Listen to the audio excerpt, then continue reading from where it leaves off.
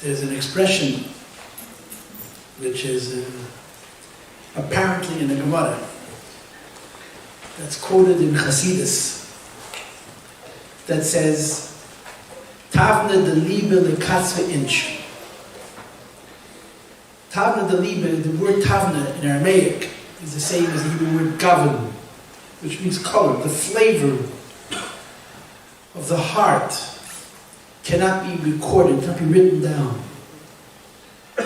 The language of the heart, as we all know,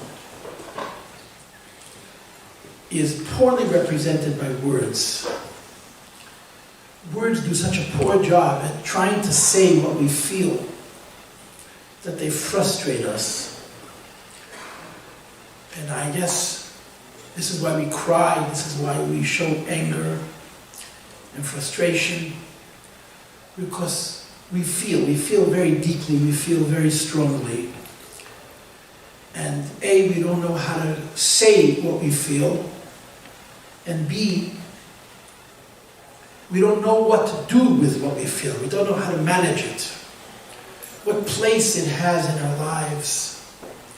How do we fit it into all the other things that allow us to function as people in the real world?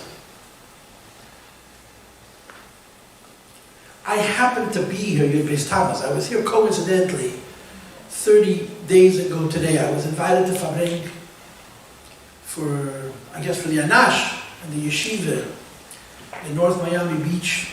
And I was sitting in the Beis HaMedrash all day long, and I was given this very unpleasant news. And whether I liked it or not, it was something that I needed to address at the Fabring. Menachem is a student of mine. That's the simple truth of the matter. He learned by me many years ago in Achei. And he actually reached out to say that he saw my talk. So I responded. And I believe that's why I'm here.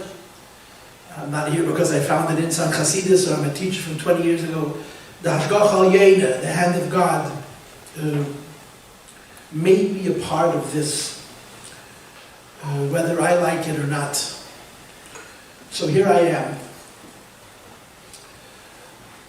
I cannot speak to anybody's feelings. I can't even speak to my own feelings. I met Mrs. Tabos was eingesund on the street a few days after, and I approached her, and I tried to say what I thought, what's the right thing to say? How are you supposed to say to Abba, this is Menachem's mother?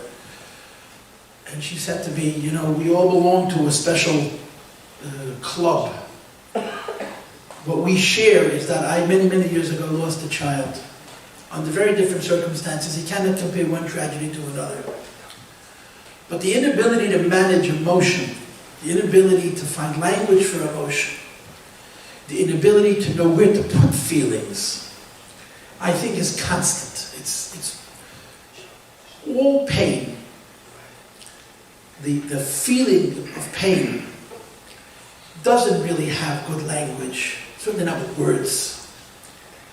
And it's very, very difficult to manage. It's very, very difficult to, to constructively incorporate. I'm not going to say to constructively use. I think that's too difficult a word to use. But to even manage it. So as different as tragedies are, we're kin in a strange, maybe even morbid kind of a way. And I feel this is why I am standing here, that I'm speaking on the occasion of this shleishim. And I prepared words. Because that's all I could do. I cannot prepare emotions because it would be unmanageable and certainly uncommunicable and not helpful. So I'm going to share some thoughts that I wrote down on a piece of paper in conjunction with this event for the assembled, and I'm assuming that there's people in other places who are also participating with us, and perhaps maybe a few words even from Menachem and Machon. I recently heard a story. I'm in the business of collecting stories and selling them. That's what I do. I take and I give. And I recently heard a story that I never heard before that I feel is very appropriate opening to this kind of an event. 110 years ago, in Tsarist Russia, there was a blood libel. The blood libels happened hundreds and hundreds of years ago in the Dark Ages when people were primitive. Well, 110 years ago, evidently man in Russia was still quite primitive. There was a blood libel that consumed Russia. And it put at risk the lives of thousands and thousands of Jews who lived in Russia. It was so senseless, it was so stupid, it was so baseless. But it didn't matter. What mattered was that there was a blood libel. The man tried was officially a Lubavitcher Chassid by the name of Mendel Bayless. And as somebody told me, they proved that he used Christian blood for the matzahs from the Zohar. Not from factual evidence, but from Kabbalah book. The whole thing was very upside down. Essentially, the Jewish people were on trial. Yiddishkeit was on trial. Chassidus was on trial. And the Jewish people were on trial in a nation that was racked with anti-Semitism. And it was a very, very dangerous and serious thing. All the Gedalias fell in Russia, including the Rebbe Rashab himself, and the Gedalia of Snagde, Rabbi Chaim Briske, the Chafetz Chaim, all of the Gedalias at that time were personally involved in dealing with this because it really was a very dangerous moment. The Meir Shapiro lived in Poland. The Meir Shapiro was in his 20s. The Meir Shapiro was an incredible genius, an unbelievable Talmud Chacham, and a free thinker with a great mind. And all by himself, the Meir Shapiro sent a notice to the Rav of Moscow at that time, Rav Mazor, with a proposal, with a suggestion.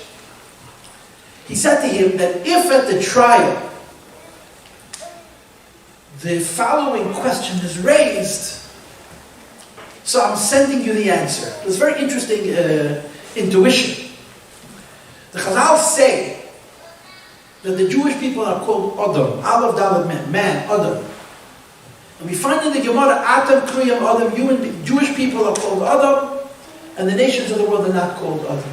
And of course, if you want to spin that Chazal in an undesirable way, if your interests are anti-Semitic, you can use a quote like that to create all kinds of hate against Jews and Judaism. So the Meir Shapiro sent a note to Rav Mazon, the rabbi of Moscow, and he gave him an insight. And as it turned out, during the trial, they actually asked this question. And the answer had been prepared by a Rav in Poland who sent it unilaterally, just in case, the question would be necessary and relevant. So when the prosecutors brought up this Maimer Chazal that indicates that the Jewish people see themselves as superior to everybody else, that Atam Kuyam Adam, only you are called Adam, and the rest of the nations of the world are not called Adam. So the defense attorney had the answer waiting. And he asked the judge, Your Honor, you preside on many cases. And a lot of the cases you preside over are quite serious. In an average case, how many character letters do you get? How many letters do you get showing support for the accused? And he gave a number, 2 or 3 or 4. And he says, and how many did you get for this trial? He says, tens of thousands. Tens of thousands. And how many of the tens of thousands of Jewish people who wrote letters in defense of this man, Mendel Bayless, know him? Very few. So the defense attorney said, this is the meaning of the expression, Atam Kriyam Adam. Adam means man, and man actually means man and woman. But there is no plural for Adam. There's no Lashon Rabin for the word Adam. There's a Lashon Rabin for the word Ish, and Isha, and Geved, and Geveret, and Enosh, and Anusha. There is no Lashon Rabin. Adam is singular. The Meir Shapiro sent this message, which was passed along to the judge. The Jewish people are called Adam because they're one, because they're singular, because we are one. And this is how we experience tragedy. It's a fact. We feel each other. And at moments of considerable pain, of real pain, you see the best and the most beautiful of who we are as a people, as a family, as a community. You see how we're really all one. And that's what makes us Adam. And in a very, very simple sense of the word, that's what makes us mention. Because that's what the word Adam means in convention. A mensch.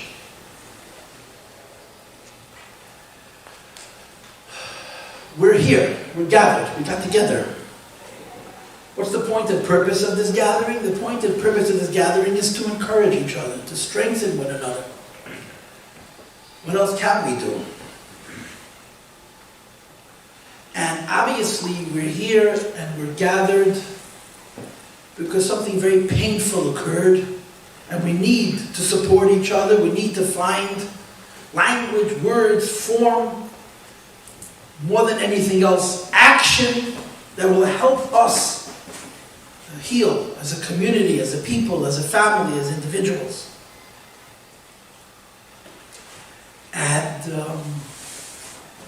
of course, the most important thing that we all appreciate is that if we're gonna somehow navigate through this, it's gonna be by doing good actions.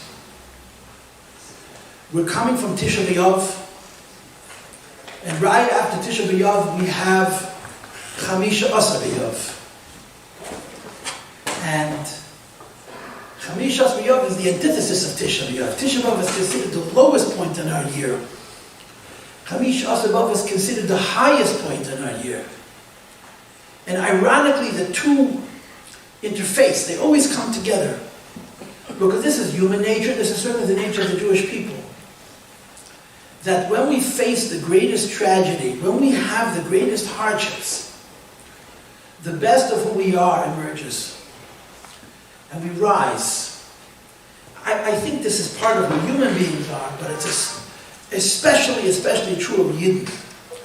Yidden have this unique ability, this incredible ability, to be faced with all kinds of difficulties, and from the difficulties we find, strangely, incredible strength and incredible will to go on and to do good.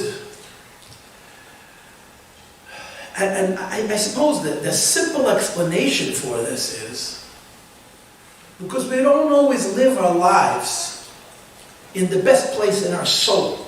Every one of us has layers. All of us have layers. We have outer layers and inner layers. We have outer layers that we want people to see because they make us look good. We have outer layers that we wish nobody would see because they don't make us look so good. But there are shallow selves, there are superficial selves, there are surface selves. And then there are deeper layers in ourselves. There are layers in ourselves that we know we possess, that we may not have visited for a long time. There may be depths within our neshama, within our psyche, that we know is there, that we may have experienced once or twice or three times in our lives, and we say, I should visit that place within me, because that's my place of truth. That's my place of genuineness. That's my place of goodness. That's my place of sacrifice. But it's difficult. And it's just easier to live our lives on the surface. And then circumstance, reality, life, sometimes forces us to go into the deepest place within ourselves. Tisha B'Av is a tragic day in our history. It's a tragic day in our history. The one thing Tisha B'Av did not do is destroy us, because we're still here. And if Tisha B'Av has not destroyed us, and Tisha B'Av is the most tragic moment in our lives, that means that it's reasonable, that it's likely, that when you go through Tisha B'Av, each person looks into the depths of himself or herself that we would normally not visit. Because I'm busy on the surface, I'm busy on the outside. And this is what happens when we experience pain and tragedy as individuals, as a community, as a family. Every person could remember where they were 30 days ago when they heard this news, and could recollect their initial reaction, the sense of helplessness and hopelessness and anger and frustration and disappointment and all the other feelings. And along with all of that, there was also a reflection on our own emes. There was a reflection, there was going down to the deepest place in ourselves. The place in ourselves which is the biggest chassid. The place in ourselves which has the most emunah. The place in ourselves which is the most kind. The place in ourselves which is most ideal. the place in ourselves that's most willing to give. We visited that point. Everybody, I think, visits that point. And it comes up. So strangely, ironically, at moments like these, we see incredible beauty. And I guess the essence of that beauty, or the simplest expression of that beauty, is achus. All of a sudden, there are no differences. All of a sudden, the petty, silly things that preoccupy us in our surface life have no value. And we all appreciate that the only thing that really matters is what's really real. And what's really real is that each of us is deeply good, and each of us is deeply righteous, and each of us is deeply connected to Hashem, and each of us is interested in living a life that reflects those values. And this pain, this unbelievable pain, brings all this goodness out. And it shows itself in this kind of achas. It shows itself in this kind of unity. So my simple proposal, a simple thought, a simple idea, common sense idea, is there are going to be many simchas in the foreseeable future by everybody. And I'm not just telling this to you, I'm telling this to me because I, like the next person, I'm lazy. There are going to be simchas in the foreseeable future. There are simchas that we're planning to go to. And there are simchas that we weren't invited to. And then there are the simchas, really, I need to go to that one. There's so many of them, Baruch Hashem. I live in Crown Heights, you can have 4 or 5 weddings a night if you want. Literally. And how many l'chaims? All of us are here because this brought the best out of us. And the greatest thing we can do for ourselves, and so that Rabbi Labor mentioned, that's a miracle, is that we should exercise the same kind of empathy, the same kind of caring, the same kind of this is mine when we celebrate simchas. The previous rebbe, in his very frank talks, laments the difference between how Americans participated in one another's simchas and they did it in the old country. In the old country, the simchas were very simple, but the joy was very real. In America, the simchas are beautiful. They're materially beautiful. And the joy is very surface. It's very superficial. Chassidim really experience pain with one another. And Chassidim really should experience one another's joy. It's a very difficult thing to do. It just goes against human nature. Because this is just the way it is. Pain brings the best out of us. Joy, not so much. It's just the way it is. But it's unfortunate, and it's wrong. And we all know it's wrong. So this is a simple, practical thing that we can all do. When we are not in the mood, and we say, someone has a simcha, I'm going to go. And I'm not just going to go and say hello, I'm going to feel a part of it. I'm going to be happy for them. And this is a real, it's not a healing. There's no healing for this. There's no healing for this. But it's a real proactive good that could come from a tragedy of this magnitude. And we'll all do ourselves a favor collectively if we sort of make this hachlata as a community, that we should share in one another's joys. We should really share in one another's joys. I got married 32 years ago. At my wedding, there was a yid named Chaskel Brod. Chaskel Brod lived on the block where my wife, grew up, and now I live there.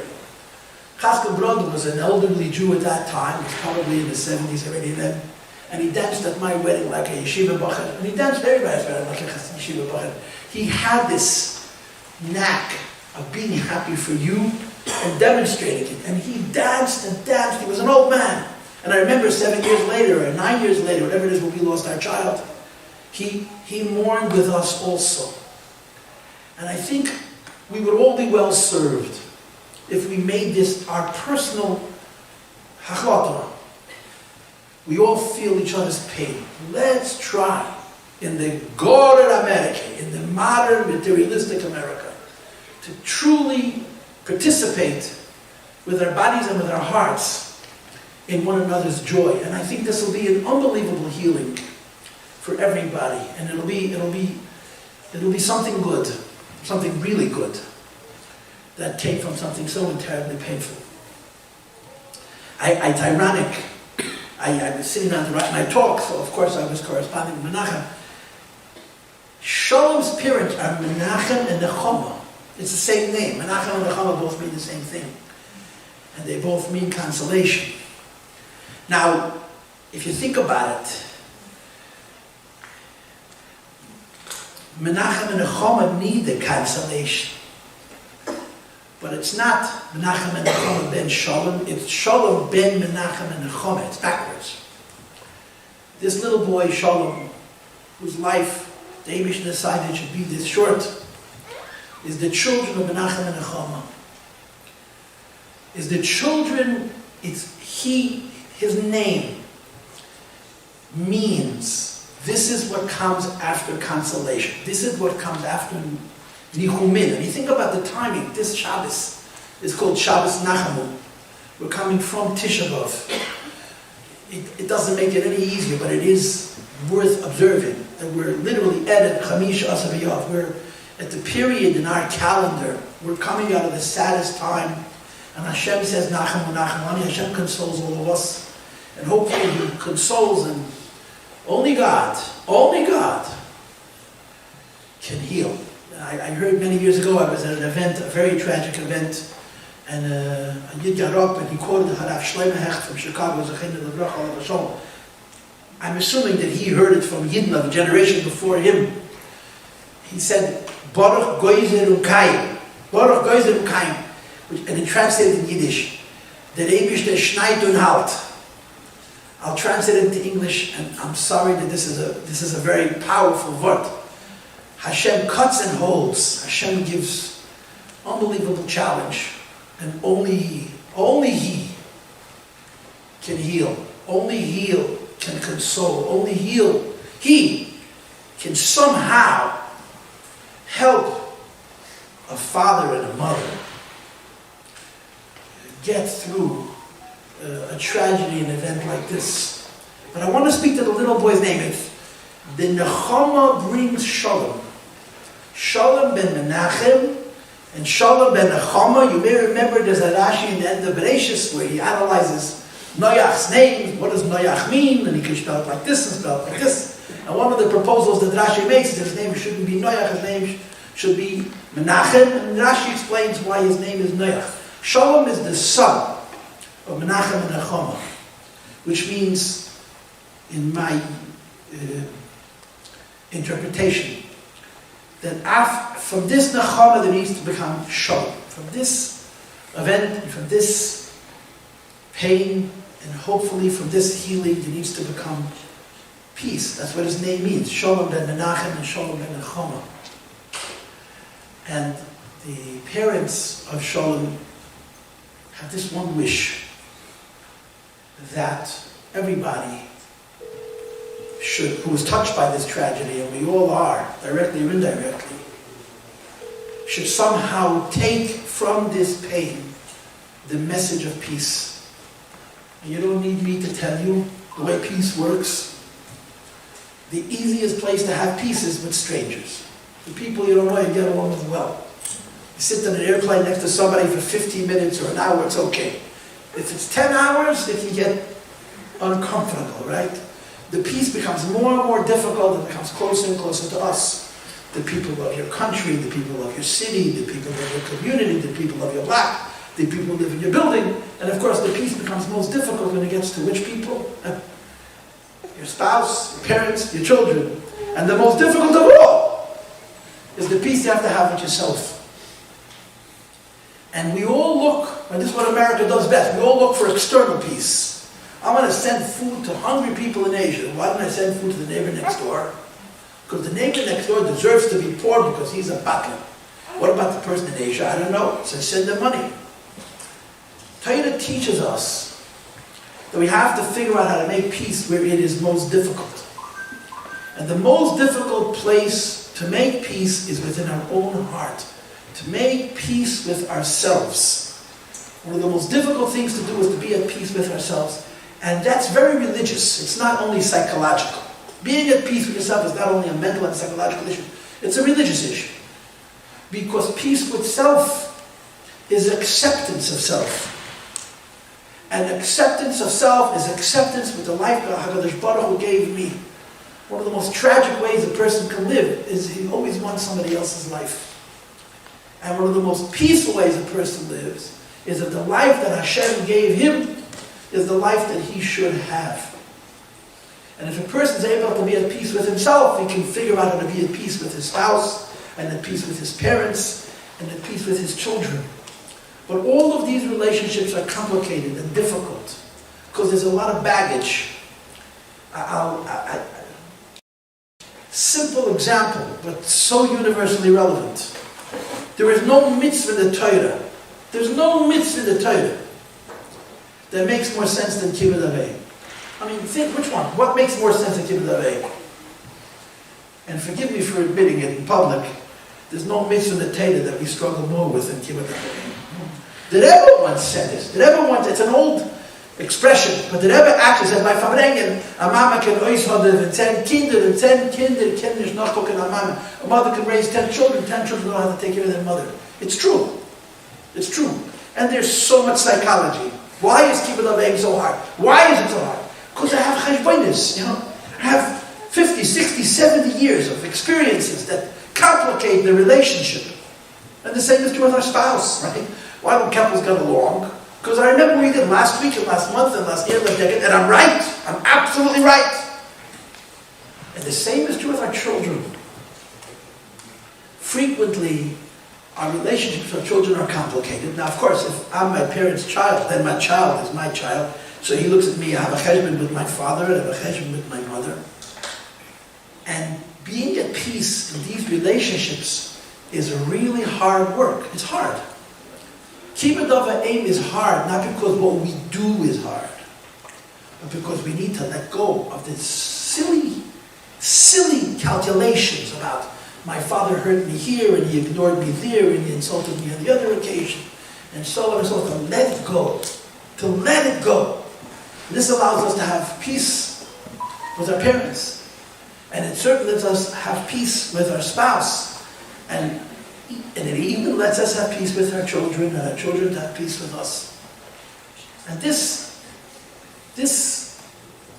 is the request of Shalom's parents, that this tragedy, which touches all of us, should encourage us to ask ourselves, where can I bring peace into my own life? Beginning with peace with myself, and continuing with peace to the people closest to me, to the people with whom my relationship is most complicated. And because of the complexity of those relationships, we'd much rather make peace with strangers than with the people closest to ourselves. But the truth of the matter is, if we figure out how to make peace with ourselves and with the people closest to ourselves, the more distant relationships are so simple and so easy. It's really a question of growing up, of sein a Mensch.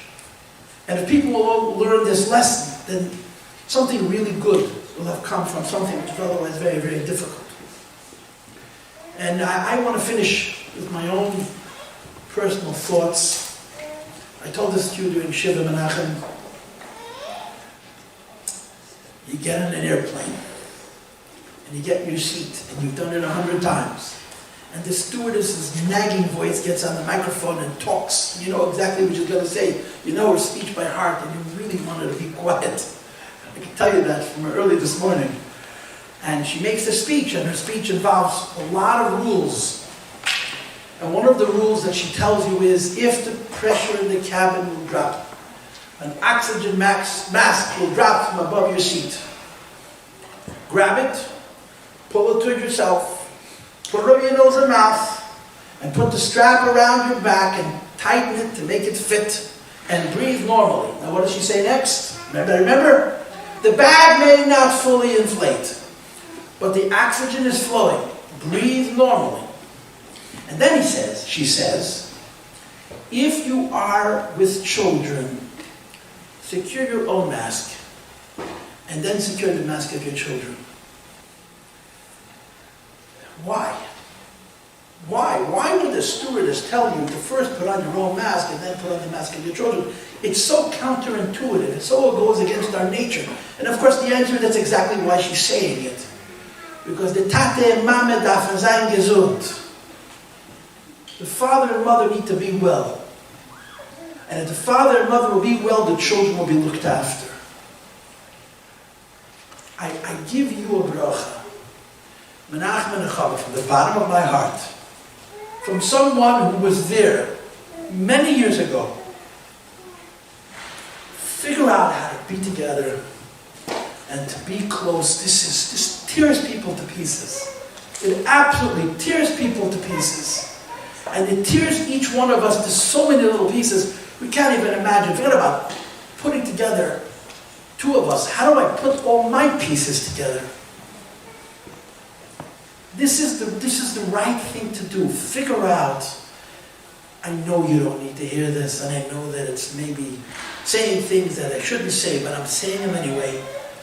I give you a bracha to do it together, to be together, go through this incredibly painful experience as a couple, come out of it more unified than you went into it, and raise your children amidst Hashem with health and gesund. You want your sons and lives to bring peace to the world. Well, forgive my candor, but I do have a right to say this to you. It starts with you. I'm sure you're getting along. I'm sure you had trouble in the last 30 days. But everybody knows that the Avela starts when people walk away. And nobody else is around. That's when the Avela really starts. Figure out how to do it together. How to stay together. To be strong. You know, the example that I probably gave you was a wheel has many, many spokes, but the wheel has an axis. The wheel has a center. The center of the wheel of your home is you. You as a couple. Figure out how to be together through this incredibly difficult tragedy and raise your children l'shem teferes. Only the Eibishter can heal your heart. That's why he's God, right? People say, how are you supposed to explain God? No, try to explain this. Charefel l'shivudei leiv, yichabish la'atzvei seichem.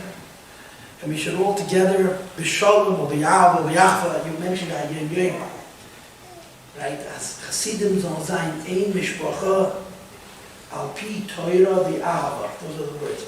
Al pi Torah b'ahava. Because only al pi Torah can there be real ahava. So on behalf of Lubavitch all over the world, I'm the guest. I say, every member of Anash, wherever they live, sharing this pain. And perhaps I speak on behalf of everybody. And I wish us all to rejoice in one another's simchas, where we mourn one another's tragedies. And if we would get as many comments on COL when there's a simcha as we get when there's a tragedy, we'd all be better for it. L'chaim, l'chaim, l'levrach.